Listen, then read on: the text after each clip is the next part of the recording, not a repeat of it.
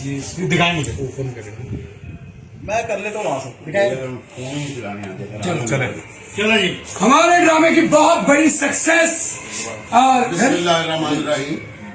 हमारा जो ड्रामा चल रहा है यहाँ शालीमार थिएटर में, जो 27 सितंबर से शुरू हुआ था, तो अल्लाह ताला ने उसमें हमें बहुत ज्यादा कामयाबियों से नवाजा। और कहते हैं कि बड़े लोग वही होते हैं जो अतराफ़े फन करते हैं, जो अपने काम को सराहते हैं। तो मलिक साहब ने ये केक मंगवाया जिसको भी लिखा हुआ मलिक साहब और विकी साहब। ये हम दोनों ने एक चीज जो डिस्कस की थी, जो हमने बेड़ा उठाया, तो अल्लाह ताला ने उसमें बहुत कामयाबी डाली। और मेरी दुआ है कि इस केक काटने से पहले कि यहाँ पर जब भी कोई ड्रामा लगे वो इसी से आगे जाए, इससे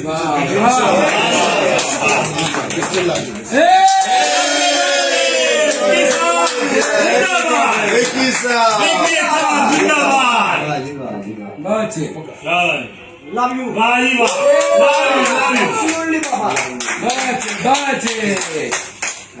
छोटे विकी साहब हुई, छोटे विकी साहब, छोटे विकी साहब, छोटे साहब